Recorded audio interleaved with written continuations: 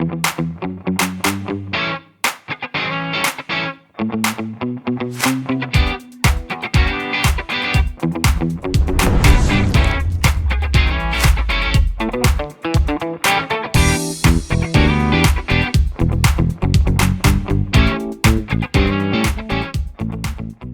going on, everybody? Bridging the Geekdoms, Robert here. Now, I got a little bit of a treat for you here. Now, a couple years ago, back when we first started this whole podcast endeavor, Colton and I were just constantly coming up with ideas. Let's do this, let's do that, let's do this. And one of those ideas was creating a podcast that was specifically rebooting older movies. And we were going to call it, and actually we have called it, Movie Boot. Now, on this episode, it is audio only because this is taking us way back to the beginnings of our podcasting journey. And you're going to hear Colton, myself, and a friend of ours named Brian sit down and discuss an idea that we had about rebooting The Matrix. Now, The Matrix is a beloved franchise in so many ways. Obviously, a lot of people feel that the second and third one maybe didn't live up to what the first one gave us, but we do have a fourth one coming up, and I thought this is a perfect opportunity to re-explore that episode that we did.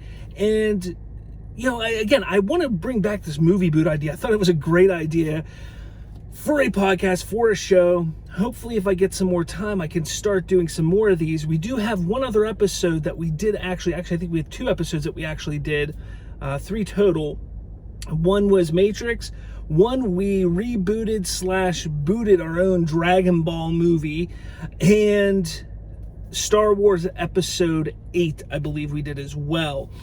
And I am going to post all of those at some point in time as I re-edit them and kind of just, you know, again, our chops weren't as great, especially with editing and talking and all that jazz. So it takes a little bit of work. It takes a few days to really edit all the uhs and ums and whatnots out of it. So enjoy this. I hope you do.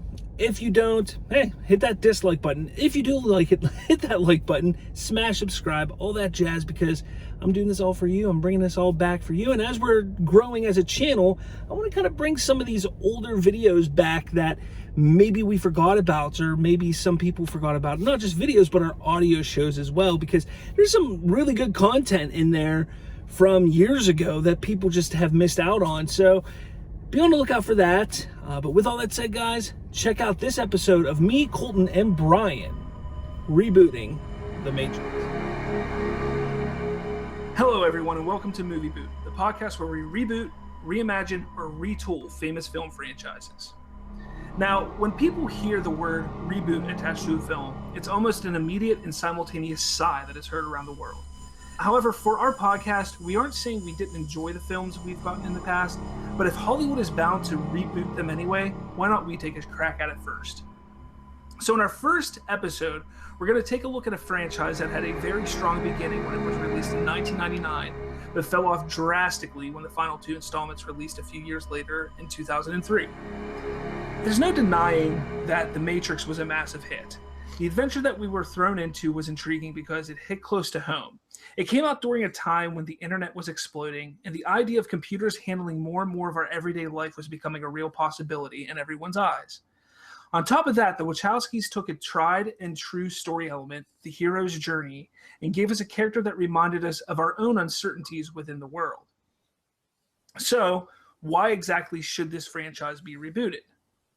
Well, a lot has changed in the nearly 20 years since the first film released. Some may believe that the warning those films relayed to us still is a real possibility, while there are many who have put those same warnings behind them and decided to move forward in life, not worrying about the repercussion of utilizing and relying too much on the machines. We're going to take a step back here, and we're going to take a look at what the trilogy did well and what it didn't do well. So, Brian, what do you think? Like, give me some of the things that you think did well. The action sequences were done well. Obviously, that's what made The Matrix what it was. But the films at the beginning of 2 and all the way into 3, I think it took a completely different course. I really don't even know what to say about what they did well. I know what they did wrong. All right, well, how about Colton? What do you think it did well? well, I'm just going to mainly focus on the first one because that was my favorite. They did the action sequence as well, like Brian said. It would grab people's attention. Like, for being 1999, they looked really well. Even today, they look pretty decent. The story was actually kind of intriguing. You wake up from your virtual reality to see that the world's in shambles. Humans have lost against machines. It's still a very real possibility today. Like, AI is becoming way more advanced. Also, I like the whole fact that, like, you see Neo kind of grow into his hero role in the first one. You're mentioning the hero's journey, which I think fits the narrative of that franchise very well. Because when you're talking about the one, he's a hero. That person is a hero. And Neo being the one, that was, I think, a good idea to tell a story like this. To tell a story, you have to have an antagonist that is going on a journey, a protagonist. But that takes me to Agent Smith being another aspect of the franchise that I think is really good, who was the antagonist of the movie. And his journey as well. We see that. And that's one thing that I really enjoyed actually in the second and the third movie, was seeing Agent Smith's journey, where the first movie focused on Neo's. The second and third film really kind of focused a good bit on Agent Smith and him coming to his realization of things, of what his role is in the machine. And then I also like the idea of the ragtag of people who are limited on supplies, fighting tooth and nail to survive. I did like that idea as well. So, Brian, I know you have a lot what didn't work, so go for it. Well, the pace of the films. I thought that they were unnecessarily slow. Matrix Reloaded. You open up the film, and it's so slow going. I know they're developing the characters, but it's a yawn fest for me. And then obviously it picks up again. But I think they made mistakes, mainly with the pace of the movie. Obviously, I said that. But instead of Zion being this primitive, I guess this base, this hidden secret place where all humanity is stored up and they're living there safely, I think it should have been more technologically advanced, clean, pristine, kind of like scientific, where the Matrix, when you're inside of it, it shows you the pinnacle, the supposed pinnacle of human civilization. But when you get to Zion, it should have showed the true progress of mankind before the fall. That sort of thing. 2 and 3, they seem forced, where the original film, it pushed the cinema limits with the action sequences, as I said before. I feel like the Wachowski brothers, they had to prove themselves with Matrix 1, and 2 and 3 relied on Matrix 1's its success, and obviously they were cashing in with 2 and 3. I think there should have been some sort of flashback to an older era, an older iteration of the earlier Matrixes that made these relic portions, like the characters, like the Merovingians and the whatever those two ghost dudes were, and explained them. Like I understand that they're like the agents, but how did they fit into the old Matrix? How did that work? They're just ghosts? I don't understand. And I should have made them epic heroes of myth and legend, where it made sense to where the older world that we know that happened in the past and why those people believed in those saviors and stuff. And it was really the machines playing a trick on them or something along those lines. Maybe not that, but it's a different idea.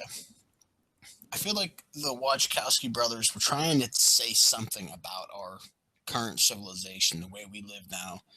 And I don't think they got there. I think they were trying to say something about the nature of our reality, but they didn't accomplish that. They didn't get to say what they really wanted to say. I don't know if there was other handlers involved, other people coming in and making changes to it, because that's what producers do, and they want to see something, and they want to make a money machine, a cash cow. So they couldn't do what they wanted to do originally, and we got the Merovingian, that sort of thing, yeah. Cool. And the giant baby, machine baby. Come on, man, what's going on here? Colton, what are some of the things you didn't like, or not didn't like, but maybe didn't work? The forced romance between Neo and Trinity in the first one. That just seemed way too forced for me. Like, that wasn't just forced in the first one; it was forced in the second and third one as well. They didn't have the chemistry for sure. Like it didn't seem natural. It didn't seem like it should have even happened. I felt like Neo really, like, other than the scene in the second one where he saves her from being shot and dying after she falls out of the building. I think that's the second one. Other than that, like, there was really no need for any show of emotion between the two. Like, Brian covered a lot, actually. Like, they're the two ghost guys in the second one. You don't really... Yeah, there's no explanation. Yeah. We've heard since the movies came out that they were actually an older version of the agents. Yeah. You know, an older program, but we don't get any explanation of that. I feel like the Oracle should have played a more prominent role than just being the Oracle. I don't know. I felt like she should have had a bigger role. I don't know how. I just felt like she should have been more key towards the end, I guess. And I like the whole Agent Smith thing. I'm hung up on Agent Smith. Like, I just like how his character is. Now, for me, I completely agree with what you guys have said. A couple of the things that I didn't really like, story-wise, how everyone was against Morpheus. Nobody wanted to believe what he was told. Yet all of these people believe in the Oracle, yet none of them believe what the Oracle told him. Like, to me, that just didn't seem to fit. That should have been a story that should have been told if no one was going to believe him. Yeah, and then the fighting outside of the Matrix, I thought was horrendous. Like, just completely horrendous with the machines. You would think, and I know how Brian is saying, and we're going to get into this when we start rebooting it here in a few minutes, but it's like, oh, we should see a pristine civilization and everything. For a group of humans who are trying to defeat machines, they're going to be afraid to even utilize machines as much as they did in those movies. I mean, they still relied on machines for every single aspect of their life in Zion. And to me, that doesn't make sense. If you're going to try and defeat something that has taken over your life and has been controlling you for however many years, you're going to want to try and eradicate it completely. So I felt that was a little ridiculous, because then I'm sitting there thinking, like, well, why are they really afraid of the machines then? You're going to just keep using them, and it's going to happen again. That, and the fact that outside, like in the end of the second one, where Neo somehow magically gained the powers of the Matrix outside of the Matrix and was able to stop the machines. Or, well, I don't know if it was destroy or stop or whatever he did to him towards the end of the second one. Yeah. Like, that just completely threw me out of it. Like, no desire to really watch the third one. Well, there is the theory that they never actually left the Matrix. And they were saying that Zion was like a pressure release valve for the people that rejected the system. And the actual Matrix allowed them to think that they left the Matrix. And the whole thing was a ruse. And that's why it keeps going through the cycle. And the one always keeps resetting the system. But that wasn't in the movie. It's just an outside theory, so that's not canon. You know what I mean? Yeah. And it would have made the movies a lot better to seeing that you can't actually escape technology. Even apes using rocks to pound a nut. That's use of technology, using a rock. Right? Yeah. You make a cup and you're drinking water with a cup. That cup is technology. So you are dependent on it. Like, no matter which way you go. Say you're wearing a fur coat. That fur coat is technology. It's not like electronics, but you understand what I'm saying. It's the sense of higher knowledge. Yeah. All right, so now that we've gotten out of the way what the Matrix was to us, what we liked, what we didn't like, we understand the films. We understand what the Wachowskis were trying to accomplish with them. Let's reboot it. I'm going to leave this up to you guys. I want you guys to start this off. Are we going to use a protagonist like Neo? Are we going to continue using a Neo in this reboot? I don't see the harm in it. Yeah, I think Neo moved the story along well enough. And I mean, what are you going to do? Follow a bunch of characters? How does that work? So I think the hero's journey, excellent device for telling the story. Yeah, I think utilizing the hero's journey is, like I said earlier, it's key for telling a story like this. However, the thing that they failed with the hero's journey is it ended at the end of episode at the end of the first movie. Matrix 1 wrapped up perfectly. That was it. He was a superhero, you know. And then the second and third one, that he was just basically a god, a deity that was just walking through the Matrix and defeating one agent after another. There was no more journey for him. We didn't see a journey. Exactly. I think if we're gonna reboot this here, we're gonna make it a trilogy again, most likely. Yeah. We need this whole journey to go from the first movie to the final movie. From him joining or not sure of what reality is, having questions, coming to the realization, discovering that he could be this chosen one, and then discovering how to become that through the 3 movies, I think would be key for a reboot here. I agree. Yeah, I think the Matrix was originally intended to be a one-off. I think that's what it was. Yeah, I definitely agree with that. I do agree with that. But even whenever you look at it and it not being a one-off, they could have continued that journey and that idea through the next couple films. Now, how are we gonna have him? So what we'll call it, we're going to use him, or it's going to be him again, Neo. How is Neo going to come to the realization? Like, are we going to see his life prior to questioning? Because we don't really get that in the original. We don't see him questioning and walking around. It's just kind of follow the white rabbit and that kind of stuff. I'd like to see it like him just kind of going through his normal day. That's how I'd like to see it open. Just Neo going through his day. Just a normal day in life, Neo. Nothing to say, Brian? I'm sitting here thinking they did that right. They did it well enough with the white rabbit, and he's kind of foolish, and that's what the hero's journey is. You start out as a fool, and you walk over the cliff, and you fall into a mess, and that's basically what happened. So I think maybe take Rob Zombie and the goth scene out. And maybe make it something different. I don't know what. Just make it more in tune with the times. See, I'd like to picture it as like Neo is kind of just going about his day, and like he gets called, and Agent Smith is his boss, kind of like how it is in the first one, if I'm not mistaken. And you can see it just his growing hatred for Smith. It takes place over a couple weeks. That'd be free. Morpheus gets in contact with him, not like through the laptop and through follow the white rabbit, just a letter in the mail, and he opens it and he begins to follow the. Now, is he going to be questioning things? Like, do you think there should be a reason if we're gonna take that approach where we maybe see him for just a couple weeks, maybe expand on his background a little bit?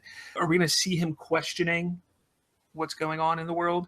Because we just see him, isn't he some, why can't I remember? I just watched the first one on Saturday. He's like some sort of hacker or something. Yeah.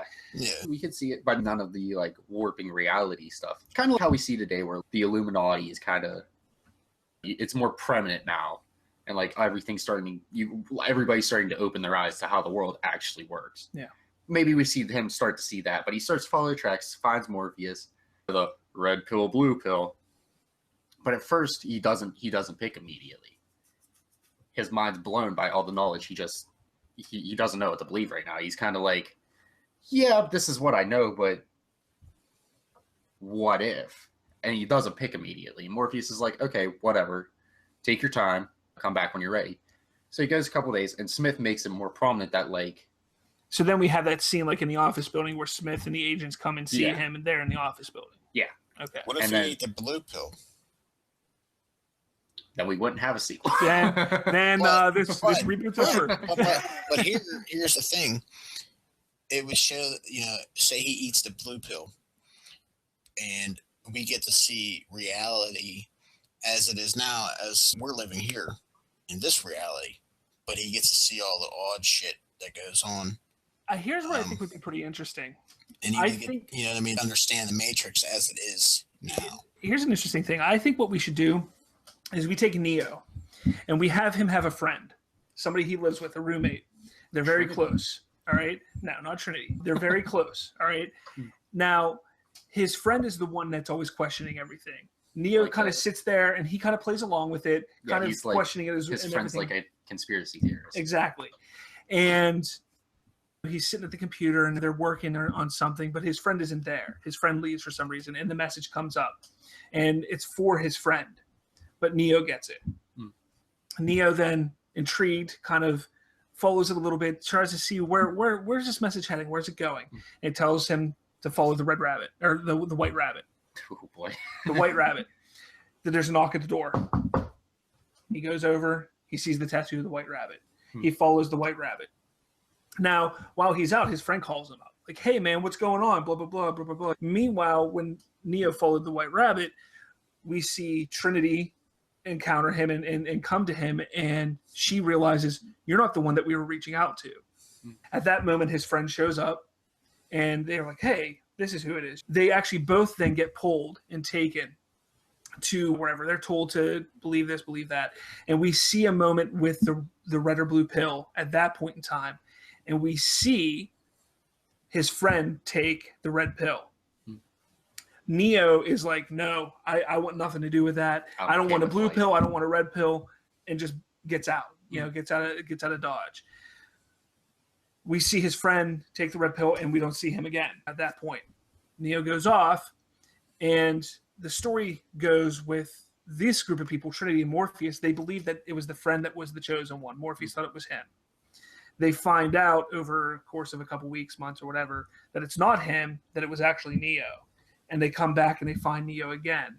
And then it kind of starts from there. I think that would be pretty interesting, because Neo would be pulled into this, kind of see from the outside what's going on. Yeah. And be like, really like, no, that's no. I'm good. I know something else is going on, but no, thank you. You guys seem crazy with your black sunglasses and your trench coats in the middle of the night. Yeah. Oh my God.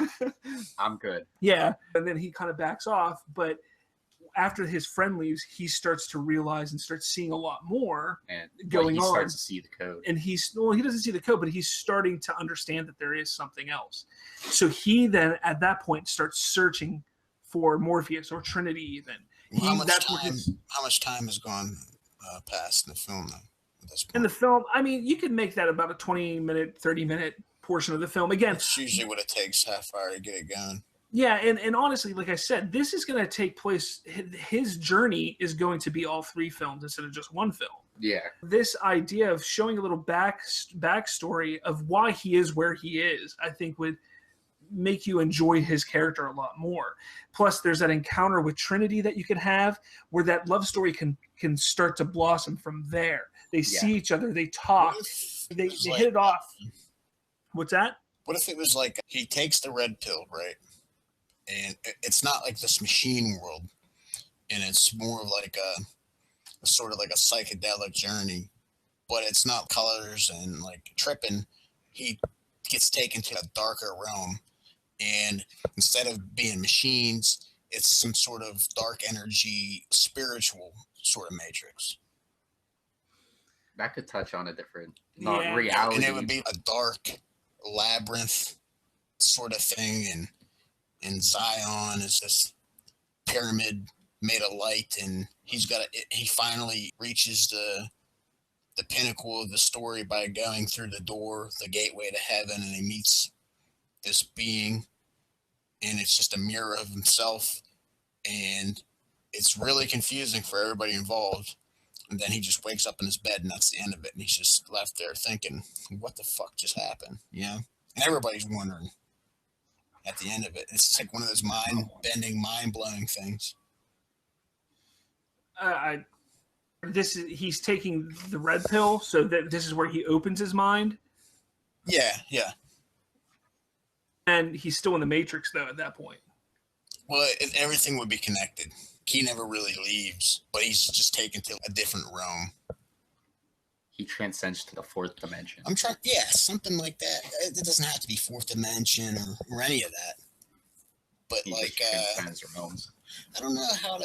See, I think it kind of gets away from even just the Matrix, because I think in some form, I think that has to stick to technology and the machines, because there's definitely that's that narrative of modern life and technology, but I think we can make it deeper, darker, like spiritual shit, and then have the light and the dark, and there's other characters involved where you'd have the dark half and the light half, and there's this epic battle going on, and Neo's he's being pitted between the two, and he has to make a choice, and then at the end he's just like, fuck it, I'm not making any choices, you guys can do whatever, something like that. I don't know.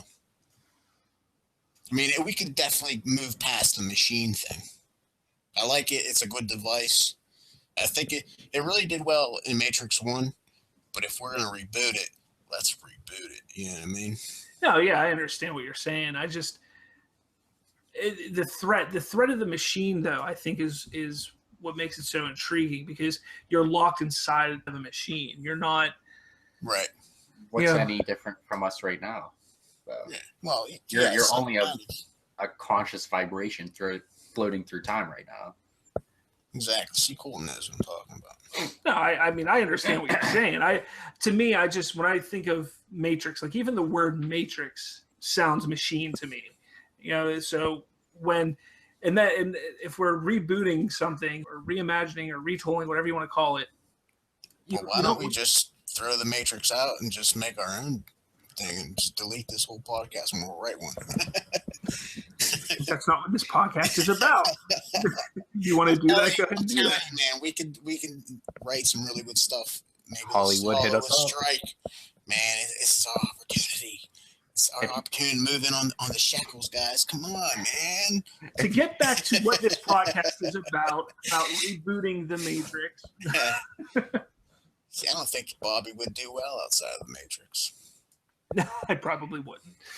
But I mean, I understand what you're saying in that regard. I just think that the idea of the Matrix, the machines, stuff like that, I like that concept. I like the idea of that, and I think if it was to be rebooted and you would make it something completely different, I don't think anybody would enjoy watching it. It would lose the Matrix. Yeah, it wouldn't be the Matrix at that point. We're talking about a reboot, so.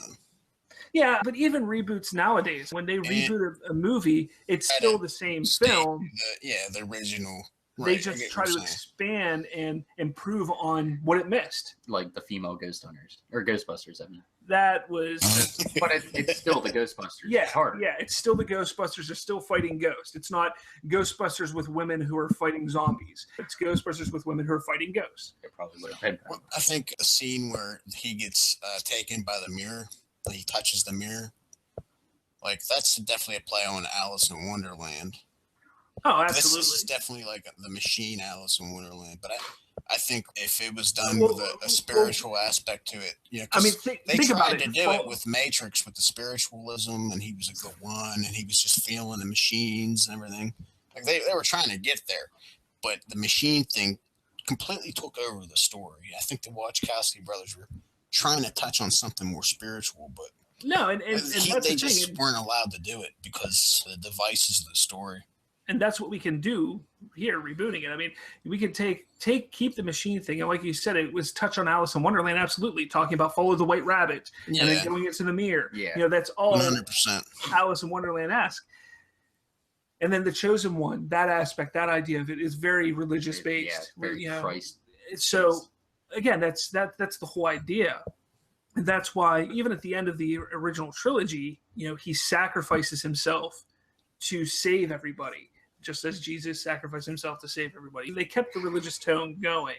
Neo doesn't respawn in 3 days. Can we ditch the Jesus thing? I'm fine with that, but what's going to push him to become the hero? Because the whole idea of everything is the reason why they search for him. Morpheus is looking for him is because he's the one. Otherwise, why are they looking for him? Why is he brought into this? Maybe he wasn't the one. Soldiers. Maybe that whole idea of him being the one is the wrong idea. And it turns out that they were all supposed to be working as a team or something. Or we can go to some of the theories that have come out since The Matrix was released, that Neo wasn't the one, that Agent Smith is actually the one. Yeah, I read that. I like that one too, yeah. And we could take it where Neo is the one who actually shows and creates Agent Smith, creating the one. And so Neo isn't necessarily the one, but it's he who opens Agent Smith's eyes to becoming the one, and eventually bringing down the machines and becoming and taking everything down. So we learn about the architect. But they never actually free everybody from the machines. Hold on. Well, we will. I say we would here. I say in this film, I think everybody should be freed from the machine. Yeah, and it's interesting to point out that there's that conversation with the architect, which we can have in this film franchise as well, that they're talking to the architect, and he's sitting there saying, there's been many ones. And you believe that Neo is the one at this point because of his abilities that he has. There's been before you, and there's going to be many after you. So the architect believes.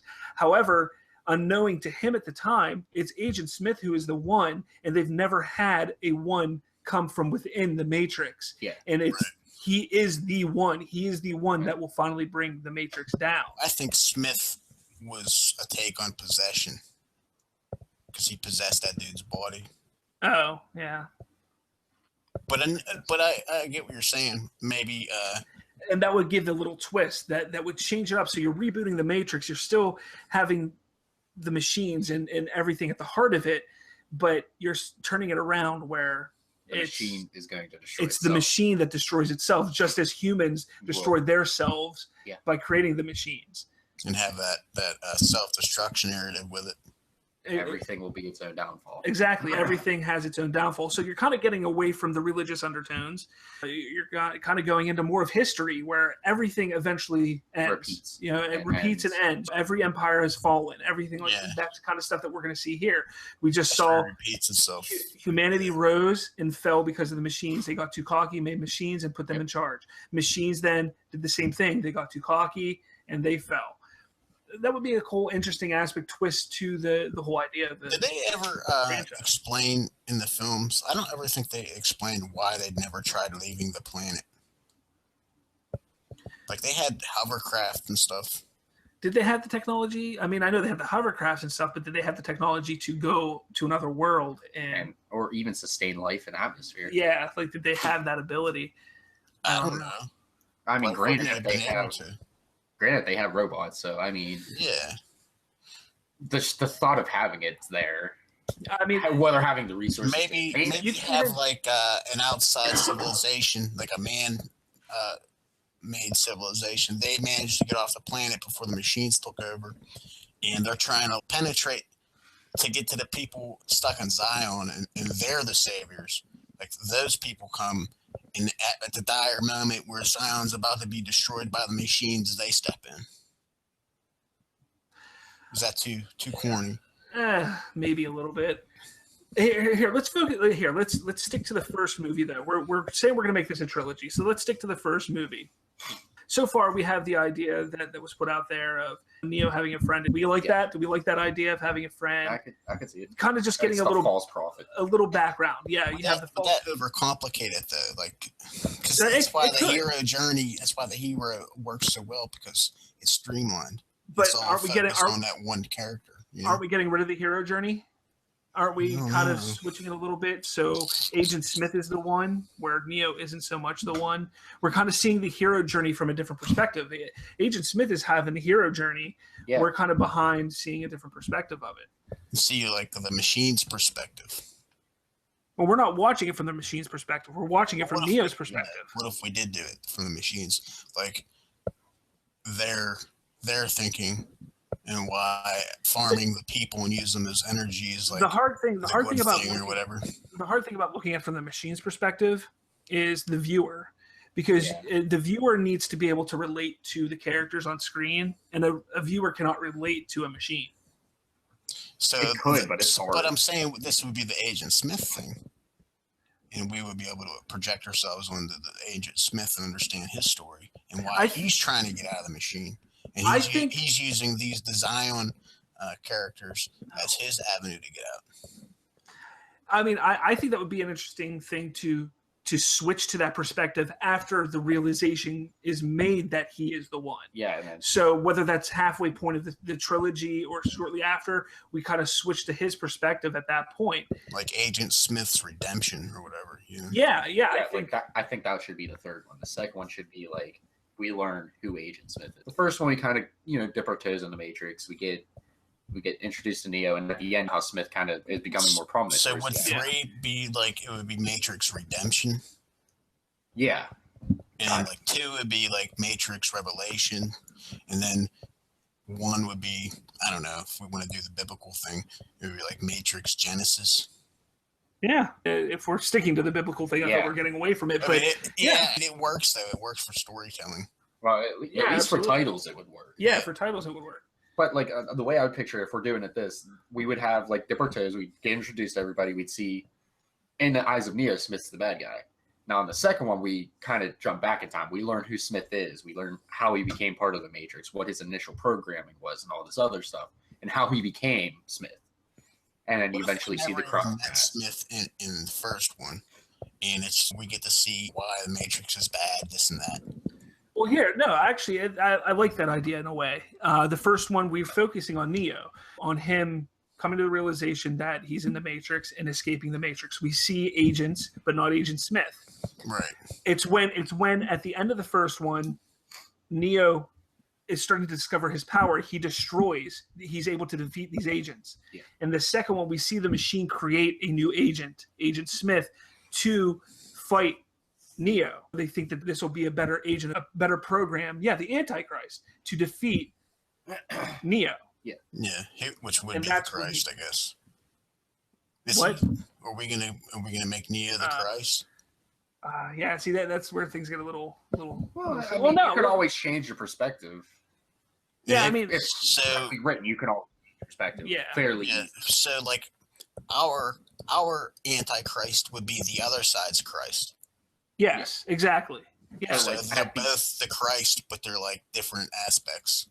Yeah, because like when you decide to show that Smith is actually the chosen one, you would see the reverse plot. That would be the plot twist where who we thought's the Antichrist is actually Christ himself. Yeah, is the one who's that would be the plot twist in the third one, or the one who will save humanity. Yeah, that would be what they expected the two to be pitted against each other, and then it turns out that they actually work together.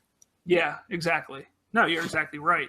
And you find that, and I think, and I know I said we should stick to the first one, but as the story moves along into the third movie, it is Agent Smith that's in the Matrix that takes down the Matrix from inside, and Neo outside of the Matrix who takes down the Matrix from outside. Smith wants out, Neo wants in, and they switch places.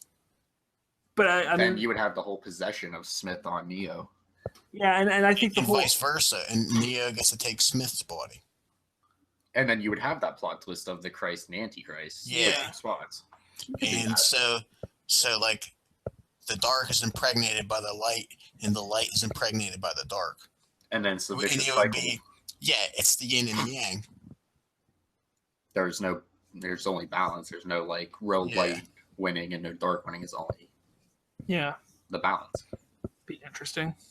There is no beating the Matrix per se. The Matrix just forever will exist. It's just like a trade-off. It's like you get into one form of the Matrix, and then there's the other form of the Matrix. Like there's the natural Matrix, and then there's the machine Matrix. Yeah, I mean... And then I would like to think that only the Christ and Antichrist can free flow between the two. Yeah. Like, humans can never actually leave the Matrix. So is Neo the human, the natural aspect? Neo is the human. That can work with the machines, and the machine aspect can work with the natural. You get what I'm saying? Yeah. It's interesting. But how are we gonna have the payoff would be, I think, disappointing because we're all expecting, you never see a story like that. Yeah, we're all expecting for the end for the Matrix to be destroyed or end. But sometimes, if you're going to build a universe off that, sometimes you don't have to look at the payoff after the truth. What if the third film is the marriage between the two, and we get like a synthesis. Yeah, like a third reality somehow. Where there's like a machine-human mix, and it's a hybrid, and that emerges, and that turns out to be the actual Antichrist. And by them trying to prevent the Antichrist, they create it. You know what's funny about all this? I know you guys aren't very big gamers. This is literally Mass Effect storyline. Literally. No, I think what would be really interesting would be, I like the idea of like the marriage of things, but why don't we make it where it gets to the point where in this franchise they're fighting, but it's just a battle neither side can win. Yeah. So they both decide, well, we need to work together. So what happens is you are given the choice, just as everyone else is. You can stay in the Matrix or you can escape the Matrix. And you are given that choice. And you see the machines helping pull the pods out and bringing people down and removing them. You see people in lines getting ready to be inserted into the Matrix. You see this kind of thing because the Matrix wants to continue living, but it can only live with humans. The host, with the human hosts. Right. But they're not forcing people anymore. Now you're given the choice. That would be an interesting end to the franchise or to the series. But then you could also add another trilogy. It's so anticlimactic. Yeah, I know. Like, that's why we never see these kind of stories. If you leave it as a cliffhanger, because eventually there will be a human uprising because the machines do feed on humans. People will see that as, well, they're still killing humans. And there will be the perpetual war that will happen again, where we would have to see Smith and Neo reemerge to bring the balance again. But you need to have, even though there's the idea of, okay, so we have a trilogy and then there's a potential for another trilogy, you still need to have a climatic ending to this one. There needs to be something that ends. That's why you need like that third aspect to break the two, Okay, they have like some sort of outside force acting on it. Okay, now we're going to see how good of a writer I am. Based on what we were just talking about, I have summoned somewhat of a storyline. Okay, so towards the end here, we see Neo and Smith starting to learn about each other. Neo seeing that he is the good in humanity, he's the savior of humanity, but Smith is the savior of the machines. The two start to realize that, like, they will never beat each other. They are equals, essentially. No matter what happens, they will always forever be equals. They will never win. They eventually see that the Matrix won't die, not while both of them are still here. One will die before the other, and the Matrix will eventually win because Neo is mortal. Mm-hmm. Smith is immortal. He's a machine. Unless he becomes obsolete, he's a machine. Yeah. So eventually, we'll dwindle it down 80 years down the road. When Neo's old, he's dying, he's dead. Everybody around him's dead. There's a new generation of humans. So Smith, still being young, sees Neo in the Matrix. And Neo's still badass. As an old man. Yeah, trench coat, Okay. Trying to look badass. I like this. I know where to see where you're going. I like it. And Smith, they kind of see each other. They're on, like, kind of in the second one. Yeah, second one, where they're in right after Neo talks to Oracle in the park. And there's that big fight scene. Yeah. Okay. Kind of like that, but except without all the Smith. It's just one Smith and one Neo, and they kind of have a reminiscing part. They kind of like, hey, remember old times? Kind of something like that. Remember when we would fight? Yeah. And they kind of have a chuckle. You can tell they're like kind of enjoying it. But then Smith kills Neo, and somewhat of a... Wait a minute. Before No, he doesn't kill him. Smith walks away and says, I don't have to fight you because time is on my side. Right? And he's just going to I like that. I like that. And Neo, you kind of just... I'm gonna build off that. And Neo kind of just watches him as he walks away, confused. I'm God. Essentially, like, I'm God. I'm never going to die. But then he ponders, because the Oracle kind of... I'm just going to assume it's the same black lady. Mm-hmm. He kind of goes to the Oracle, and he asked her what Smith means. And the Oracle kind of leaves him questioning, like, you're mortal, he's immortal. Like, you're going to die. Yeah. There's nothing that you can do about it. And Neo's like, oh, shit. So he goes, and it's the perpetual looking for the chosen one, but he doesn't find the chosen one. Right, and it's never-ending search for the chosen one.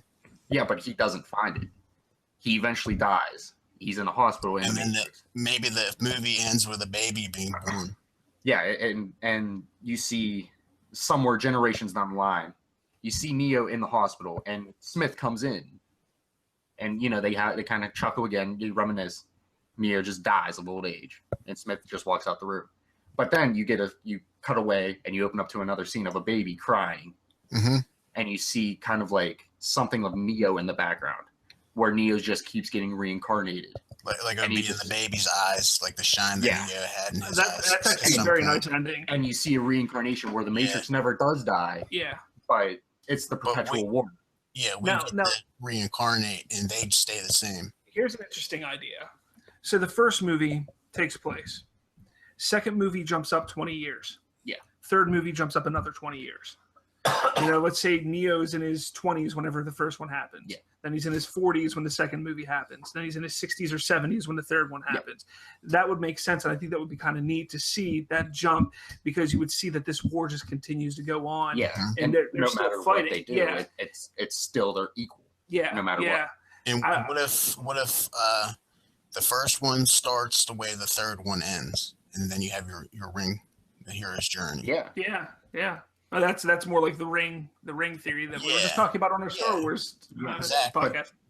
Like, I mean, obviously, I could sit here and talk. I can go the whole story right now in probably 2 hours, but that's the general gist of what you. No, I actually really like that idea. Starting off, maybe the first movie opens up and we see a baby being born. Like Shimmer or something. Yeah, but then it jumps up to that baby being in his 20s. Yeah, questioning and things like that, and then we see that, and then we see a very similar at the very end of the third movie. We see a similar scene. See, we already made the Matrix better. Look at that. Yeah, but you would also see how Neo became God, like why he's so OP. Oh yeah, I mean, well, that's the journey. Yeah, that would explain everything. Not we just found this random dude. The first movie, he's reluctant and he doesn't want to be. Again, it's the call to adventure, but he's a little bit reluctant. Yeah, he doesn't want to do it. Yeah, at the end of the first one, he dies, but maybe doesn't die, completely, but he's him where he was reluctant is gone, and he comes to the realization, he comes to life and understands this is who I'm supposed to be. He essentially dies. Yeah, and then he becomes Neo. He becomes the born again. Yeah, born again. Yeah, and then the second movie, learning. Well, no, because we're going to jump up years. Yeah, he would be learned up some there. A lot of stuff. Yeah. See some of that in the first movie, him learning his kung fu and how to fight and who he is and stuff like that. But the second one, have his first meeting with Smith, and that's what really starts it going.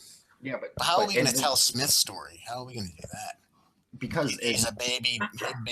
I still like the idea. Little terabyte or something.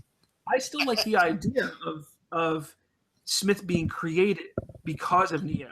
I like that. Yeah, he destroys the other agents. Yeah, and the machine's forced to make this sentient being to match Neo. Exactly. See, right. Smith. Okay. Well, because this is just a vicious cycle. Mm-hmm. Smith was made a long time ago when the first Neo came into reality. Well, no, we're seeing the first. This is the first. So we're seeing the first iteration of it. Yeah, so that would be him. Exactly. Like, say if you were to go after 3, it would be Smith looking for the baby at that point. Yeah. Smith would know that. At that point, he knows. Yeah. But I think it would be interesting to see the beginnings of why Agent Smith is created. Because then if we do another trilogy, that trilogy could then be from Agent Smith's perspective. Yeah. And then you could build off of him looking for the kid. Yeah. And then, eventually just falling into the cycle again.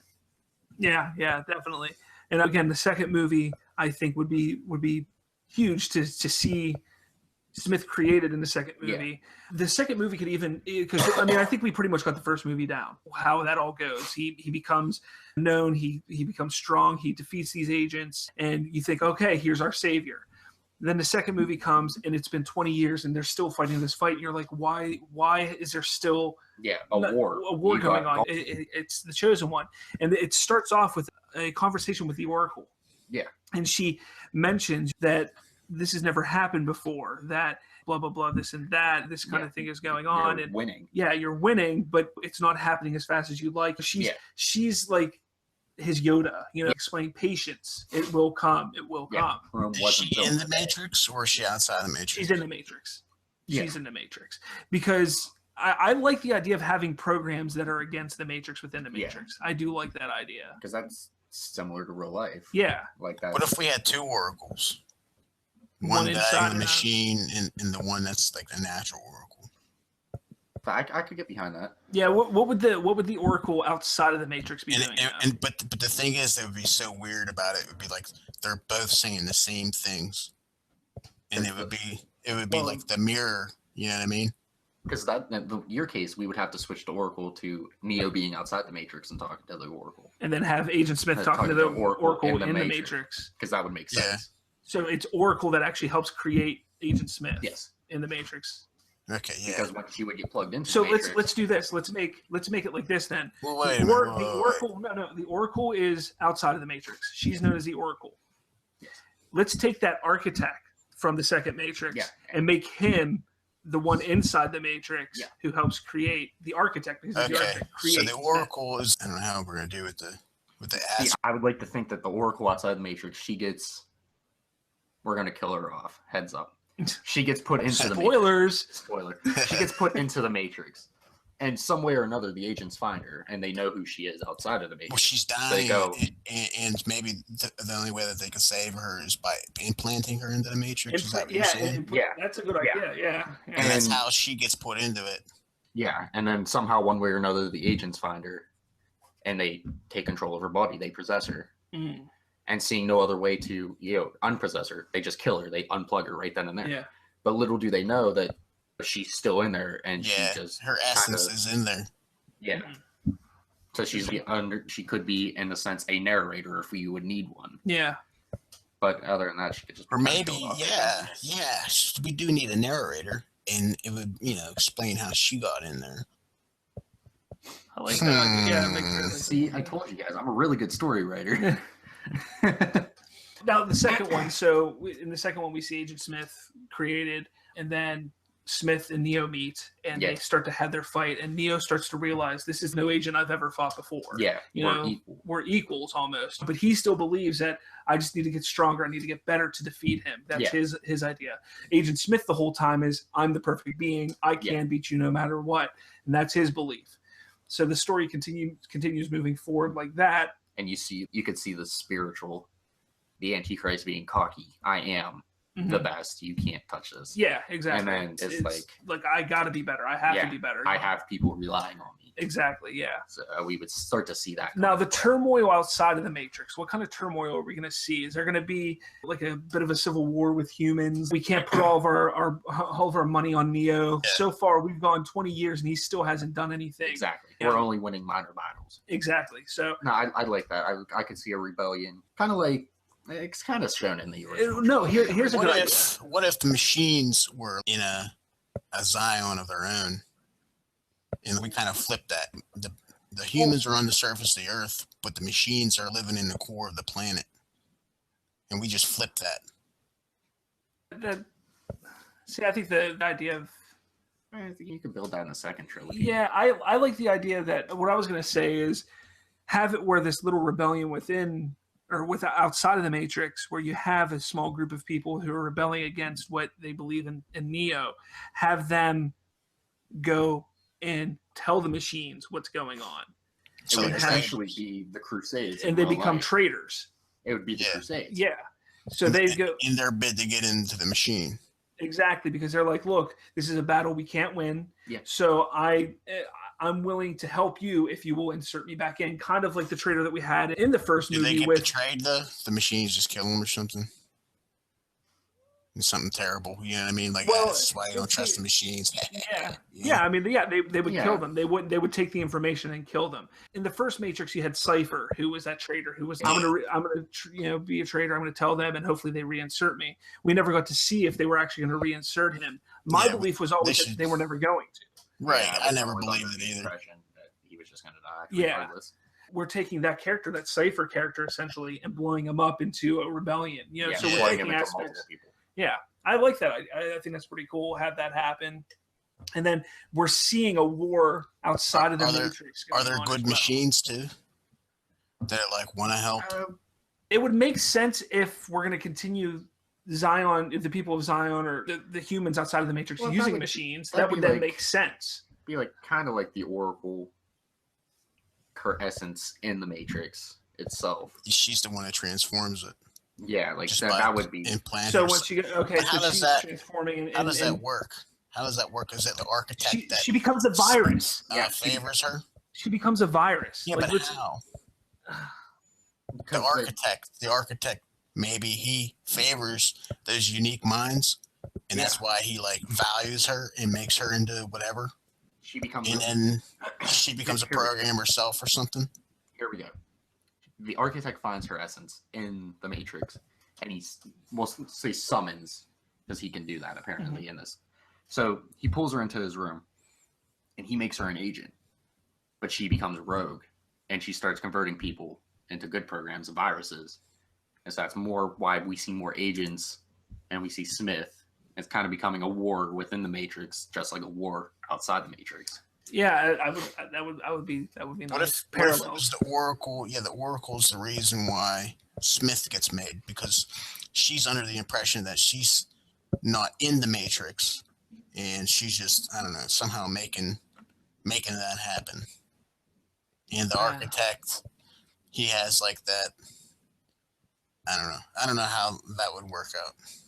Yeah, I don't really know how that would work. I don't think it would. Maybe we're just overcomplicating the Oracle. Yeah, I like the idea of the Oracle. You have the architect of the Matrix, the Oracle of the humans outside of the Matrix. I like the idea that she's put into the Matrix because she's dying, and they think to preserve her, they can put her in the Matrix, and Neo can protect her. Yeah. But this is before they know about Agent Smith. Yeah. So they put her in the Matrix. Agent Smith comes out, and Agent Smith isn't tracking down Neo. He's tracking down the Oracle. Yes. So he goes and tracks down the Oracle. Neo is there. They fight. But during the fight, he's able to injure the Oracle. Yeah. And he wants to possess her, essentially, like put his hand in her. Because if he possesses her, he gains that knowledge. The Matrix will gain her knowledge.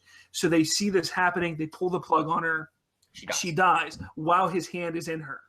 Okay? So he gets some of the information, but it's enough that she's able to create and become a virus within the Matrix because of that. Yeah, and the dilemma would be like the pod is able to freeze her on the outside, but at the same time, she still has to be plugged in order for that machine to work. So that's why they're able to get to her mind. Yeah. Yeah.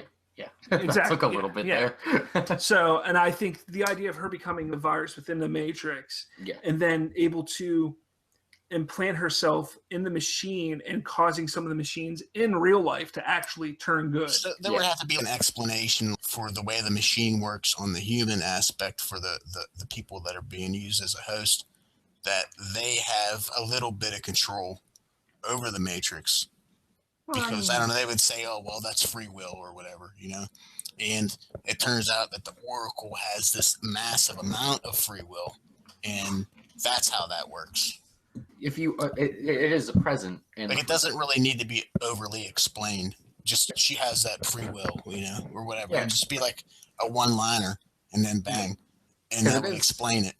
Because it is present, like prominent in the first one. Just free your mind. Like, you can do pretty much anything you want. So it could be like that. It could just be a simple, her mind's free. She can do whatever. And that's it. Bang. There you go. Oracle. Yeah. And so going on from where we were with the Oracle and whatnot, Neo and Smith are fighting.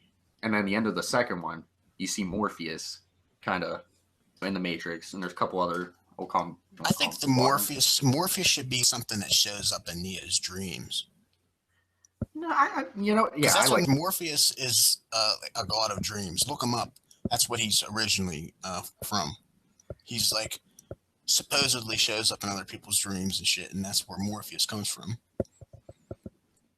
I like that. Look him up. Look up on Google. I'm not making it up. And it would be like, I don't know, something. We got to explain Morpheus somehow. He's just like an aspect of a dreams. He's a part of the vision that Neo has. We can make him God, essentially. And Neo Jesus.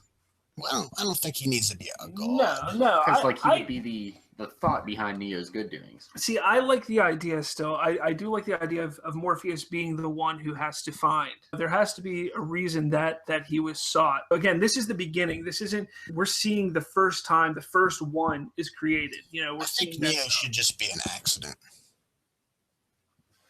Like, he escapes the machine somehow, but it was never meant to be, but it was, and now the machine has to deal with it.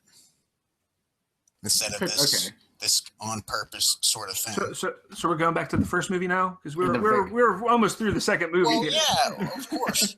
In the beginning This of the is how you got to go back and re-edit to make the story fit. in the beginning of the first one, he's a kid and he's we'll do the stereotypical. He's playing by the road and a ball goes out in front of traffic, and he runs out in front of traffic because he's like 5 and doesn't know any better, and almost gets hit by a bus. He does get hit by the bus, but Morpheus kind of pushes him out of the way. He's kind of like comatose, and that's how his mind. Is he in the Matrix though? Yeah, in the Matrix. Okay. So that's how his mind leaves the Matrix. In this comatose state, his mind wanders out. And so the machine rejects his body, spits him out. Yeah. And he gets picked up like the Moses in the basket thing. Yeah. And that would still tie in to the buildable state. And then that's how Morpheus would find him. Just kind of by chance. But make Morpheus his mentor. Making Morpheus his mentor, the one who's showing him the ropes. So he's not going to show up in the dreams? I mean, we could say don't have to do the dream thing. Okay. We could kill Morpheus. What if it was just like a woman? Because it was a woman that found Moses, and that's who his mother is outside of the machine. Yeah, I mean, we could. We could do that. We can, and do something similar to the Oracle, where Morpheus is just inside Neo's head. Or we can make it Bode War. Or we can make it where Morpheus actually gets stuck in the Matrix. He can't be pulled out. And for whatever reason. We can figure that out down the line. But he can't be pulled out. And that's what drives. And he's the one guiding Agent Smith. Well, no, if we have to have a MacGuffin. We have to have a MacGuffin for Neo. And what's the learn exactly? So why does he push himself to get this ability to finally come to the realization that he has these abilities? And they do that in the original Matrix. Morpheus is captured, and Neo at that point is like, "I'm not the chosen one." Oracle told me I'm not the chosen one, but he goes to save Morpheus, and in saving Morpheus, he pushes himself and becomes the one. So. Taking that same trope and adding it in here, but making it maybe bigger circumstances, something that's a lot bigger and dire of a circumstance. Crucifixion. I mean, I mean, he has to sacrifice himself. That's where he becomes the sacrifice, the death.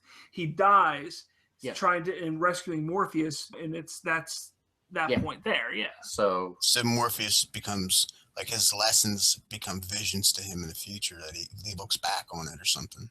Yeah. Well, yeah. I mean, Morpheus does. And Neo is a fuck up. Yeah. Like he never really trained well, and then he dies, and then he starts recalling all of his training. Yeah. Yeah.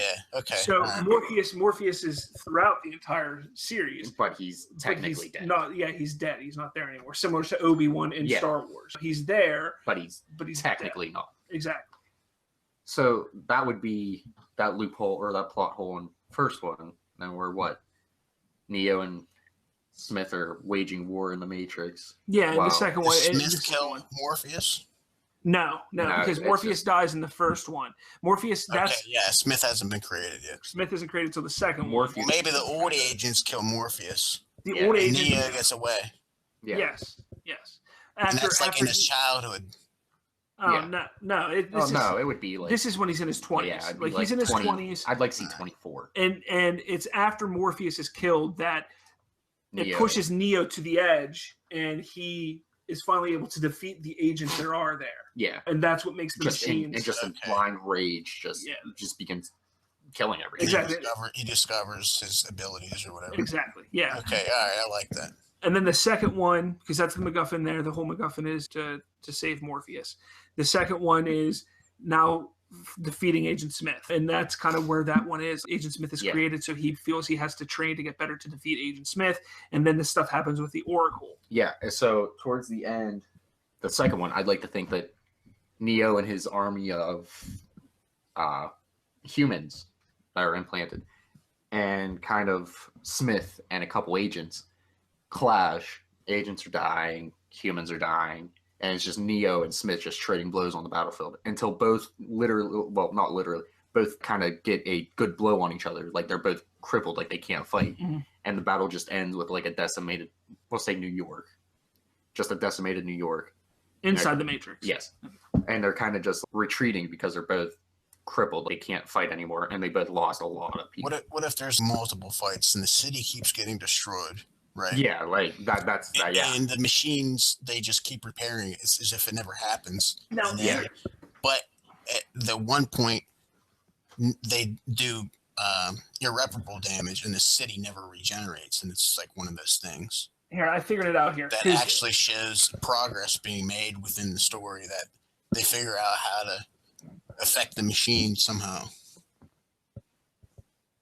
There has to be some sort of progress and reversal. Well, we need, again, so we have the MacGuffin of the first movie, saving Morpheus. That'll happen early on where he gets trapped in the Matrix. After, yeah. And then you see Neo grow up. That's, yeah. Now, the second one and the third one, we have to have this MacGuffin. We have to have a reason or a belief on how they can release everybody from the Matrix. Because still at this point, the characters within the Matrix believe that we're going to rescue everyone. Yeah. Okay. Yeah, that's the objective.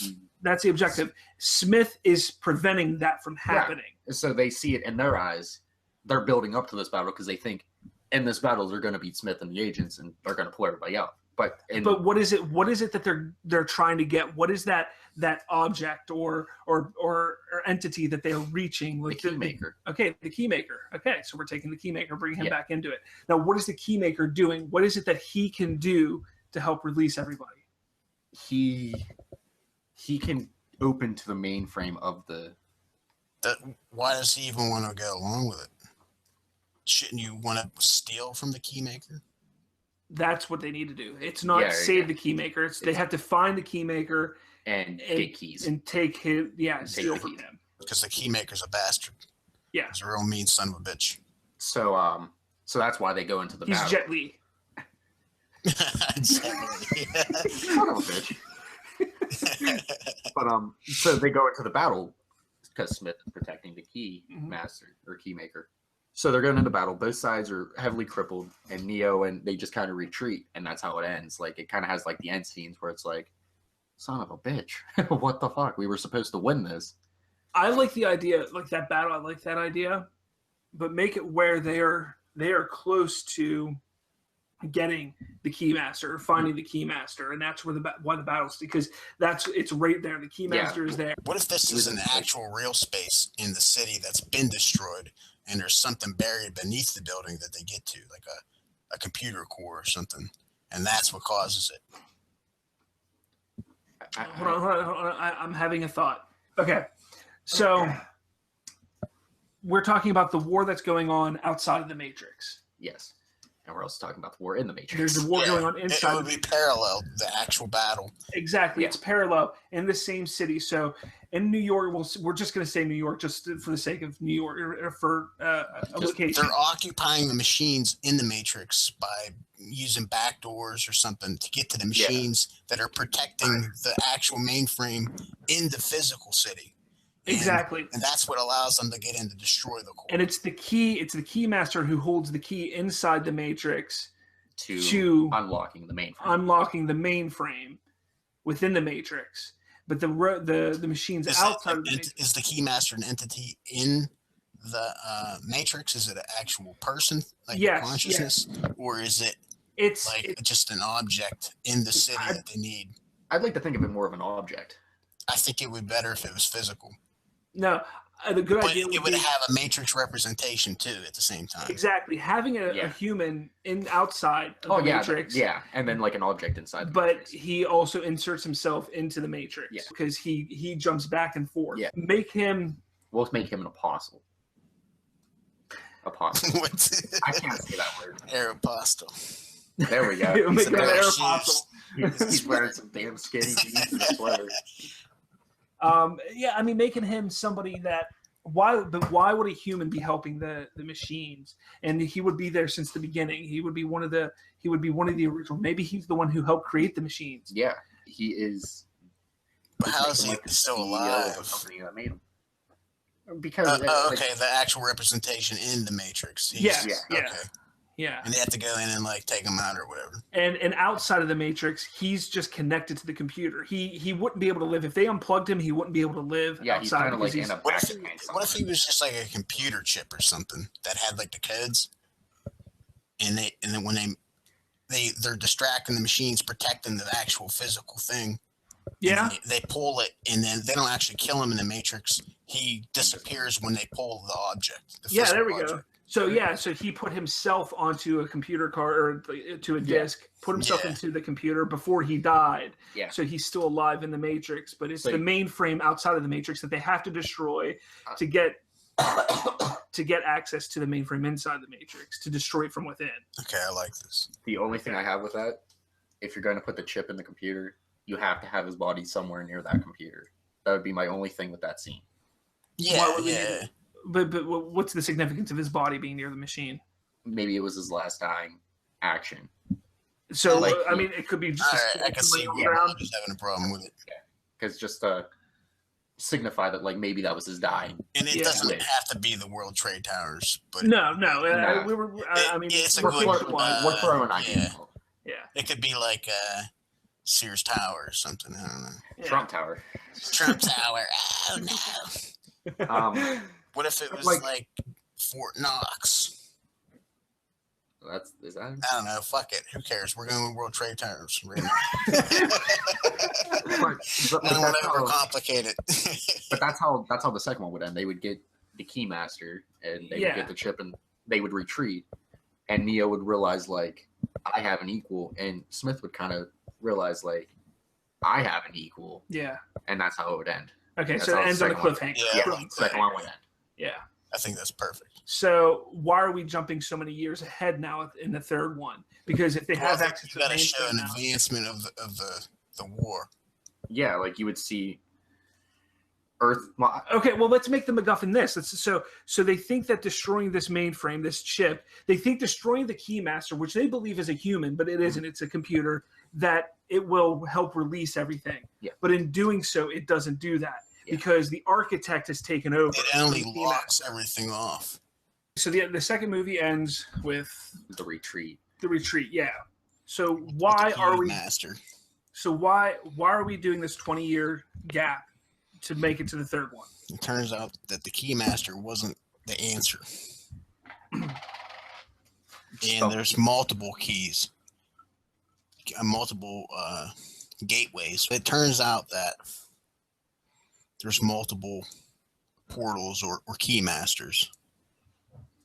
And it's going to take more than just one Keymaster to be taken down. And that's what they've been doing for 20 years.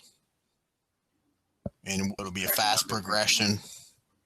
And so they think they got all the keys in the beginning of the third one. Yeah, you can see like flashbacks. So here, the first one, the MacGuffin of the first one the was Oracle would narrate the 20-year progress. Yeah, so the beginning of the movie, she narrates what. Okay, that's a good idea. Yeah. But okay, so the first one, the MacGuffin was to rescue Morpheus. The second one, the MacGuffin was to find the Keymaster. Yes. We got to. What is the MacGuffin of the third one? What is it? Because we don't want to do the same tropes 3 times or 2 times within a trilogy. We want to kind of change it up a little bit. Get out of the Matrix. Okay, so getting out of the Matrix, but that was kind of the idea of the second one. They believed that finding the Keymaster was going to get them out of the Matrix. This one is. This is the over. Getting out of the Matrix is the overarching. It would be the get out at all costs. At this point, they don't care anymore. It's we're going to get out or we're going to die trying. So how about we make it where they? What if they free multiple farms, multiple host farms, and now their army's bigger, and it's do or die time. Yeah. Okay. And what is it? They believe that the only way to succeed is to. What is pushing Neo? Because you got to remember, we can easily make the MacGuffin of the people outside of the Matrix, like, hey, it's do or die time. Yeah. Neo could be, he's off the battlefield, but he's trying to retrain the next one because he knows he's getting older. Well, no, because again, the next one isn't born yet. Isn't born yet. Right, but he's training them, and they're all failures. So they keep dying on the battlefield or something. So you think he can't do it? He's shattered. He's been affected by the war. He's all like, I don't know, trembling, old. Well, he's not an old man just yet, but he's getting there. It should show him realizing that he's God. It's showing him seeing that he's OP and seeing how he mastered pretty much everything at this point, and seeing that people look up to him like he's a god figure. Okay, listen to this here for a second. Hold on. All right. The idea of reincarnation, that's his MacGuffin, is learning to how he can reincarnate himself, because his physical body, he's aging. Yeah. But he knows that he has to continue this fight and has to push forward until they can finally free themselves from the Matrix. So his idea is trying to find a way to live longer. Yeah. We want to make that the MacGuffin of the third one? We could. What if everlasting life? Everlasting life. Maybe he's like melding with a machine or something. I don't know. I don't know how to do it. Dabbling in that. If we do a truce, I'll meld with you or mold with you, and that'll be it. And you could see him kind of diving into it. But well, how about that's the ending? He does that, and that's how the next one is reborn. And the next one's reborn in the Matrix, and the whole thing starts over again. That's the ending. So what are we doing in the meantime? Yeah, I don't know if I like that ending like that. I like the idea of him meeting the machine outside of the Matrix. Yeah. I think on his journey, he needs to come out of the Matrix a few times, obviously, and he meets the machine outside of the Matrix. Yeah. And in meeting the machine, he learns that, I guess we completely got away from Agent Smith being the one. Well, it's not even necessarily Agent Smith being the one, because at this point he still is kind of the one. We're just not focusing on this trilogy. Yeah. I don't know. Because this trilogy, that's right. We're setting up Neo. So maybe Agent Smith is getting stronger. Yeah. He is getting stronger and stronger, and the machine is getting nervous that it can't control him. Yeah, he's becoming too strong. So that's where the truce comes in, that we understand that the machine realizes that Neo needs to continue to be that force to take on Neo or Agent Smith within the machine. Yeah. But without him, the machine's going to lose control. What if the machine learns how to take a human body? And now Smith is outside of the machine. See, I never really liked that aspect of it. I did not like Smith coming out of the machine. I didn't like that in the Matrix. If we would do that, that would have to be in the second trilogy. Yeah, that would have to be where we start focusing on Smith. Yeah. Where he's becoming like he sees human and machine, and he mends them together. We could see Neo. I could see Neo trying to mend together, but it failed, and it leaves him mangled, and he can't fight anymore. So humanity starts to lose the fight, and eventually it just kind of they reach a stalemate where humanity's back into a corner, but they can't kill him off. But Smith is like kind of neutral because he doesn't need to become any stronger. Neo's mangled and just becoming old. I think the idea of the computer, the Matrix, the computer being afraid of what it created. Yeah. And Smith is interesting. So we have Neo comes to the realization that in order for the humans to succeed, he has to continue on his journey. But he's getting old, so he's looking for a way to preserve himself, have everlasting life. During this, he comes across and he meets the machine, and it's just by happenstance that the machine and him have a conversation that, look, Smith is too powerful for me. And Neo's like, well, I can't keep fighting him like this. And that's where it comes, look, we will help preserve your life and your life essence into another being within the Matrix, but you have to promise that you're going to continue fighting Agent Smith because we cannot control him or defeat him now. And they're both, the machine and humans are both getting what they want, while Neo thinks that when he comes back again as a newborn, he's going to remember everything, but he doesn't. Yeah. But it's just a cycle, a constant cycle. And eventually he would get old, and how I said the ending would, it'd be him. Yeah. And Smith kind of just. So he's made this truce with the machine that Smith doesn't know about. Yeah. And it's just kind of Neo. He continues to fight Smith as much as he can, but he gets to old age, and Smith comes to him the one time and is just like, look, all I needed to do was outlast you. Yeah. And that's when he's in the hospital bed. Yeah. And he just dies of old age, and Smith leaves, and that cuts to black. We see credits roll. After credits scene, we see a baby born with the shimmer. That is reminiscent of the very first Yep. movie. And then there you would open yourself up for a second sequel or second Trilogy, yeah. Which then we can expand on Agent Smith, and then maybe even in that actually have Agent Smith defeated. Yeah, which would be kind of and cool. become part of the main world and somehow. And that's where he gets defeated, because his lust for power and his desire to just become all powerful, he feels that he has to lead the Matrix. He has to transcend the physical realm. But by going to the physical world, that's where he gets defeated. He learns limitations. Yeah. Where he didn't have that in the Matrix. What if the humans lose faith in Neo because he's old and he can't battle the way he did, and this leaves room for the introduction of newer characters to finish out 3? Yeah, no, I agree with that makes sense. The third one, we see Neo trying to lead. We can see in the beginning of the third one he's leading a battle, but he gets defeated. And that's when everybody starts to lose their faith with Neo. And it's just that idea where they're like, so okay, all the progress they made over the 20 years, they lose that. They lose that progress, and they just have to start over again. Yeah, and they look at Neo like they lost their chosen one. Right. Neo so becomes they're left Morpheus. without it. Yeah, Neo becomes Morpheus in that moment. Yeah. And it just becomes the vicious cycle.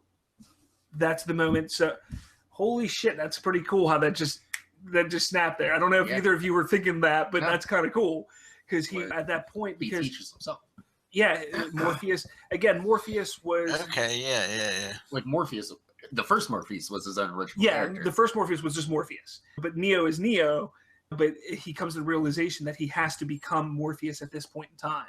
Yeah, so that's how he would transcend. Physically, he would die, but spiritually, he would transcend and be able to. That would be his melding with the machine and exactly. Yeah, and that's how he would train his reincarnation. Mm-hmm.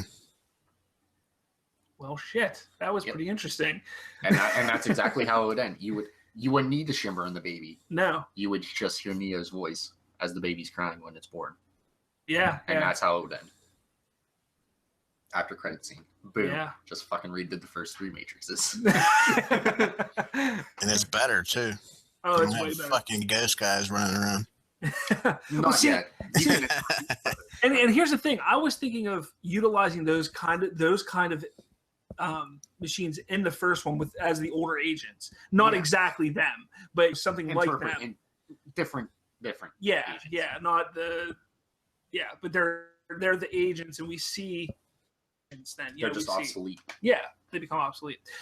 But I mean, that's it, guys. This is exactly what I want to do with this podcast. This is it. We just reboot old franchises. We talk about in the beginning what we like, what we don't like about what the original brought us, and then we just start to bullshit and get to the root of things and create. And then you find out franchise. that you fucking make a movie. Yeah, well, that's the whole idea behind it. I think it's a lot of fun. It's definitely interesting. I hope this catches on. I hope people actually listen to this and enjoy it. I've been excited about doing this podcast for about a month and a half now. Yeah. I've been planning on doing this for that long. Oh, it's been that long, but for a month and a half, I've been pushing for this to happen. Before we leave you off, Ryan, like, what did you think about this? Do you like this idea? Dude, this was awesome. Yeah, I love this kind of conversation, and we all worked together, and we all threw out like the bad ideas, and we all came together. And it worked. It really worked. Exactly. Who knows what this podcast can grow into? I mean, we could be sitting here rebooting movies, and maybe one time we just decide, let's do something original. Yeah. And we'll make something original. I think that's a cool idea with this podcast. Like I said, one of us should actually type it out and put it on the website. So, you actually would have some sort of a very long-winded story of, like, The Matrix, how we'd see the first one, and then the second one, and then the third one.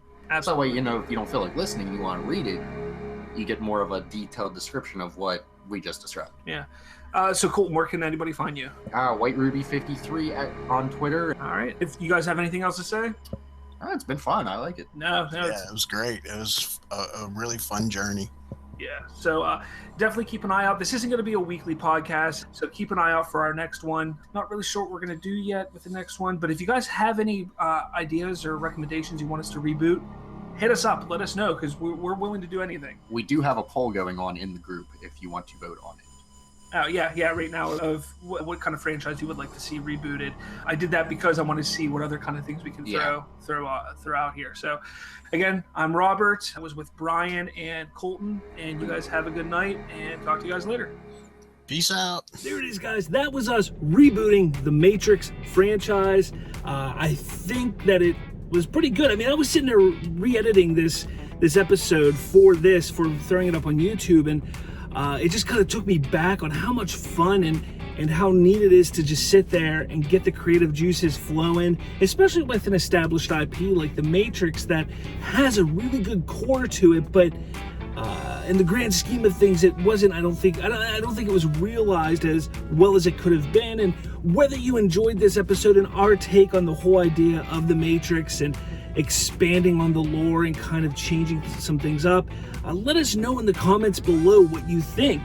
Hit that like button, hit that dislike button if you didn't like it. Let us know if you want us to continue doing things like this. Like I said in the beginning, I do have a few others that we did back in the day. We got the Star Wars, a Dragon Ball one, and some other things that we have that hopefully, as long as I can find the audio files to them, I'll edit them up and throw them up here on the YouTube page, as well as our Spotify, all the podcatcher apps and everything like that. That way we can kind of get this going again. But if you did like it and you want some new episodes, let me know, because the beauty of this show is just being creative, and it's just to sit there and discuss the idea and possibility of rebooting some of these beloved franchises. And again, it's not about taking a good franchise and making it bad, or taking a bad franchise and making it good. It's just about, like, hey, if we had a shot at doing and utilizing this IP, these characters, how could we change it and maybe make it better for a new age, a new modern take on everything? So let us know in the comments below what you thought of this episode of rebooting The Matrix. Again, this was a taste of another podcast idea that we had called Movie Boot, the Movie Reboot Podcast. And I still want to continue doing it. I hope that I can get some people to get involved, even if it's just like a once a month, once every other month type of thing. It's just something fun and cool to do. Again, getting those creative juices flowing. It's a lot of fun. But let us know in the comments. Make sure you hit that like, subscribe, all that jazz. With all that said, guys, I will talk at all of you later. What's going on, guys? Did you enjoy this video? If you did, make sure you smash that like button. And for more, hit subscribe with that little notification bell. That way, you'll be notified every time a new episode drops. Thanks for watching, and I'll catch you all later.